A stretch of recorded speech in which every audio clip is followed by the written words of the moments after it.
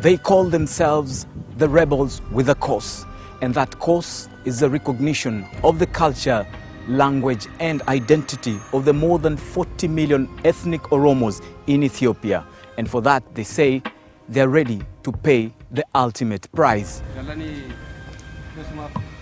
Most of the OLF fighters claim they were university or high school students before moving into the bush.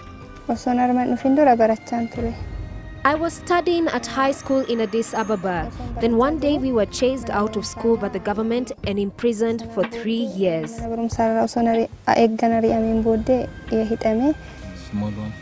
20-year-old Falimatu is the only woman in this unit. Falimatu has called the bush home for 3 years now. She has not seen members of her family, and she claims 13 of her former schoolmates are languishing in jail in Addis Ababa. When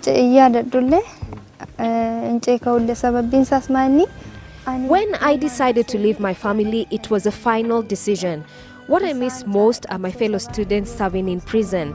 That's why I'm here in the bush to fight for them to be free one day. I miss them.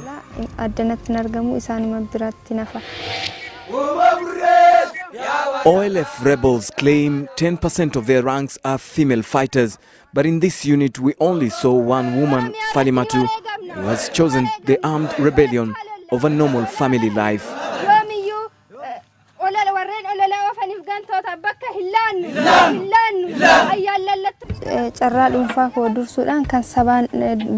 Nobody doesn't wish to have a good family, a husband and children. But the situation in Ethiopia does not allow much to enjoy. You're talking about family. I don't even have the right to education, let alone love and making a family. In this interview, and as a sign of defiance, she declined to speak to me in Amharic, Ethiopia's national language. She instead, through a translator, spoke in her native Oromo. We leave the lady rebel preparing herself to take vigil around the camp. She is on duty this particular night. A day in the camp would normally begin at 5 a.m. This trainer goes around the camp to ensure that all the rebels are up and ready for the day.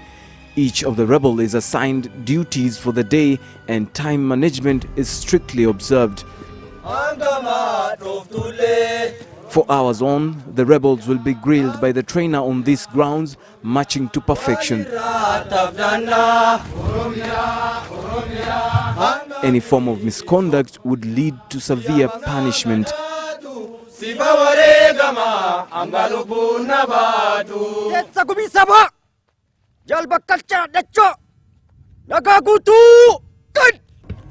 But it is not always training or fighting in the rebel camp.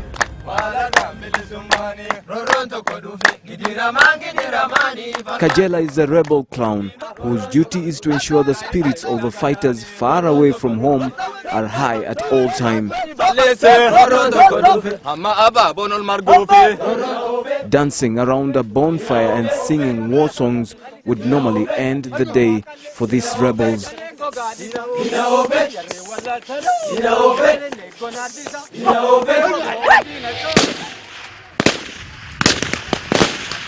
According to these rebels, 10 to 20 of their fighters are killed every month. The ragtag fighters are up against an Ethiopian army that is considered one of Africa's largest and most efficient fighting units. The government of Ethiopia describes the OLF as a defeated entity and a minority group whose interests run parallel to the aspirations of the Oromo people. The Ethiopian government says the OLF is a terrorist group whose activities are undemocratic and anti-peace. In northern Kenya, the OLF fighters have been accused of raiding local villages. I asked the commander if the OLF was behind the 2005 Turbi massacre in Marsabit.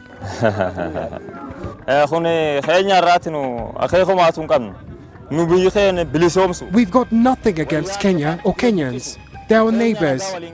We are aimed only at liberating our homeland, nothing to do with Kenya. We are in Ethiopia, Oromia, never Kenya.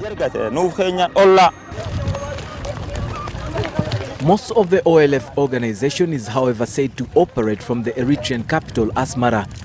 The Eritrean regime of Isaias Afewerki already stands accused of backing the Al-Shabaab extremist elements in the war-torn nation of Somalia. I know there is an Oromo Liberation Front, which is struggling for self-determination.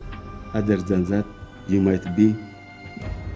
might know better than I do, because I have seen, what you are doing with the Oromo Liberation Front. This was our last day in the OLF camp.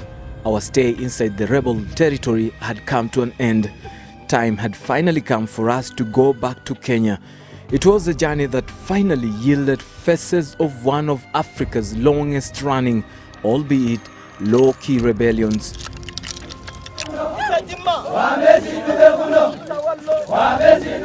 The OLF was for decades a mystery, but unmasked at last. There was Liban, the commander, Gurache, who was introduced to us as brave, and then Falimatu, the conspicuous female fighter, among others who answer to the cause of the OLF rebellion. Yasin Juma, NTV, Southern Ethiopia.